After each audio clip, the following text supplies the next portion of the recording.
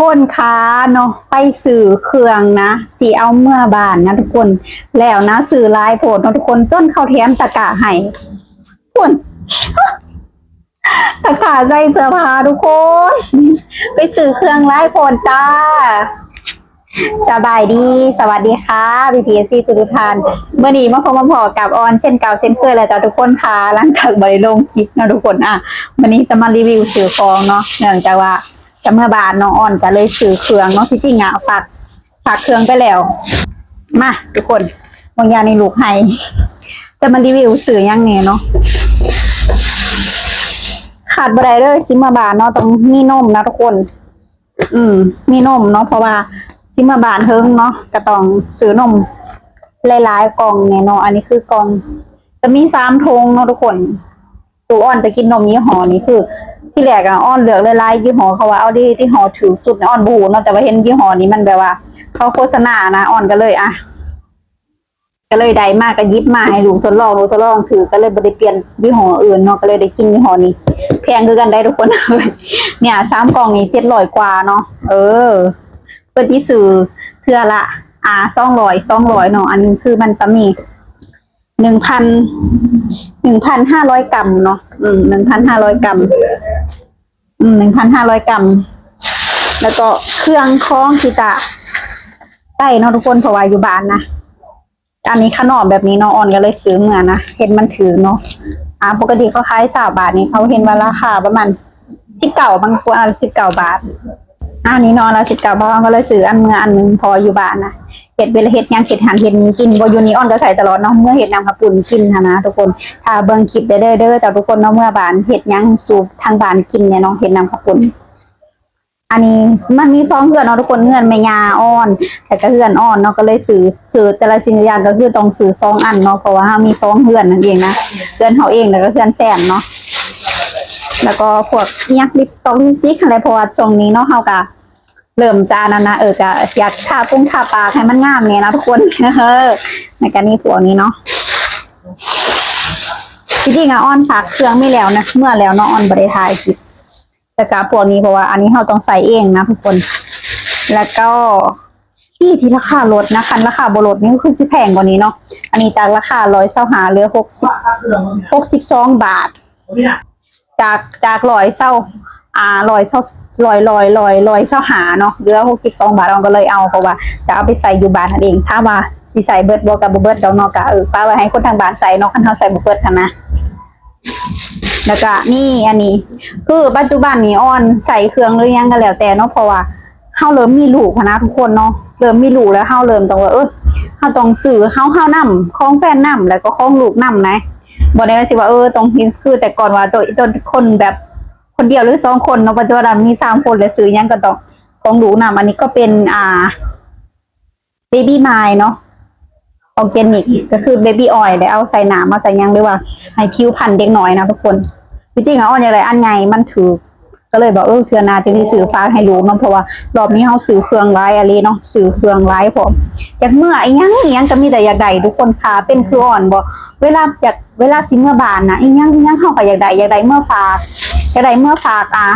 ลูกฝากร้านฝากพ่อฝากแม่ฝากอายฝากน้องเนาะอยู่บ้านนะนี่ก็เป็นสบู่ล้างหน้าเนาะใส่แต่ของแบบนี้แล้วก็น้ำยาปรับผ้านุ่มถ้าว่ามีบอยู่บ้านนะทุกคนมีจ้าเนาะทุกสิ่งทุกอย่างมีเบิร์ดแต่เวลาเขาเมื่อแหละคือเขาใจบ่มันเสียภาษีนะเขาก็ต้องขายราคาแพงขึ้นนะจะได้เฮาซื้อเมื่อแล้วเฮาก็อยากซื้อเมื่อเล็กๆน้อยๆนะทุกคนเนาะอันนี้ก็10 บาทเลยทุกคนเนี่ยดอกลายอันอยู่บ้านก็คือ10ประมาณ20,000เลยมั้งบ่ฮู้คือกันเนาะอันนี้น้ำยาปรับผ้านุ่มแล้วก็ขาดบ่ได้เลยเนาะทางบ้านน่ะอันนั้นแห้งทางบ้านกาแฟจะขาดบ่ได้เลยคนทางบ้านเนาะหมักกินแห้งอันนี้ของเพื่อนแฟนเนาะอันนี้ของเพื่อนแฟนทงนึงพอปูเนาะเพิ่นมักกินแล้วก็ลุงเนาะอันนี้ก็ของคออ้อนเนาะของอันนี้ของซุปเปอร์ผมกินแต่ยี่ห้อนี่เพิ่นว่าเพิ่นเลือกยี่ห้อได้พอมันไปกินยี่ห้ออื่นเพิ่นอ้อนก็เลยได้ซื้อมาทงนึงเนาะห่อนึงนี่แหละเนาะซื้อไปซื้อมาราคากับประมาณเท่าใดพันกว่า1,300เนาะแต่มีบัตรสมาชิกก็เลยเพิ่นก็เลยแถมอันนี้มาให้อันนึงนะทุกคน แถมตะกร้าใส่เสื้อผ้าให้โอ้อ่อนว่ะคันอยู่บ้านนี่คือสิดีอันนี้มันบ่ได้อยู่บ้านเนาะยังก็แบบก็เหนียวดีได้แหละทุกคนของแถมก็บ่มีสิเป็นกอกแกกได้เลยของแถมเนาะก็ดีคือกันเด้อจ้านี่แหละเนาะแต่ว่าของที่ว่าจะเอาเมื่อน่ะก็จะเป็นลังเนาะทุกคนก็จะเป็นลังเป็นกองโฟมเพราะว่าอ่อนซื้อพวกกุ้งเนาะแบบอาหารทะเลค่ะนะอยากซื้อกุ้งเมื่อกุ้งก็ซื้อตัวใหญ่สุดเลยอะโลละ260เอา2 โลเนาะเพราะว่าโลนึงกะเฮือนแฟนโลนึงก็เฮือนอ่อนเนาะแล้วก็เอาราคา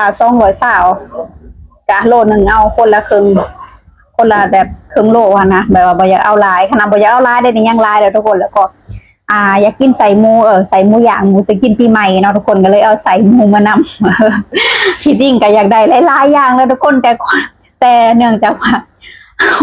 เงินมันบ่พอ มันบอกว่ายังก็อยากได้ทุกคนอ่อนแล้วเนาะยังก็อยากได้มีแต่แนวอยากได้อ่อนว่าสำหรับมีเอาสำนีพอแล้วบ่ไว้แล้วเนาะทุกคนบ่ไว้แล้วเองจะห่างอ่อนกับบริเหตุงานนำเนาะก็เลยเอาสำนีก็ถือว่าร้ายแหละที่ฝากไปยังมีร้ายเลยทุกคนจะมีขนมเนาะขนมปีบนะขนมปีบขนมปีบแล้วก็ยังอีกนะขนมปีบแล้วก็ขนมห่อขนมห่อ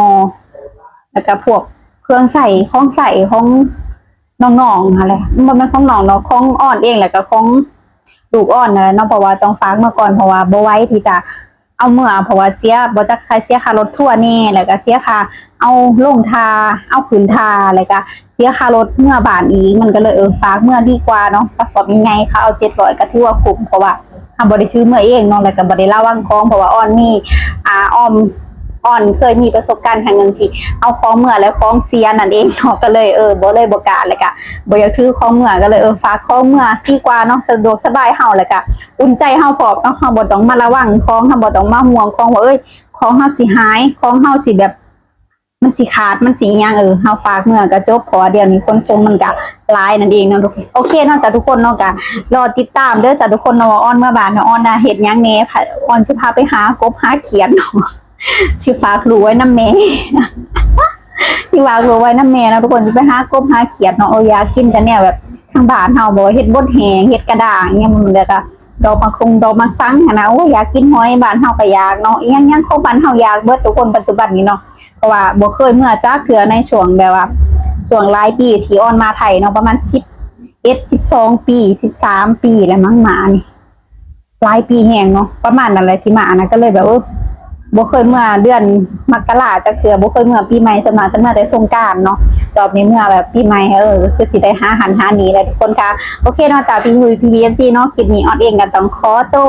ลาไปเพียงเท่านี้เด้อจากPBFC มีความคิดเห็นจะได้กันแน่ก็อย่าลืมคอมเมนต์มาพูดคุยกันเด้อสำหรับคลิปนี้ออนเองขอตัวลาไปเพียงเท่านี้ละค่ะขอบคุณPBFC ทุกท่านที่รับชมรับฟังและเป็นกำลังใจให้จ้าพบกันใหม่ EP หน้าค่ะสวัสดีค่ะบ๊ายบาย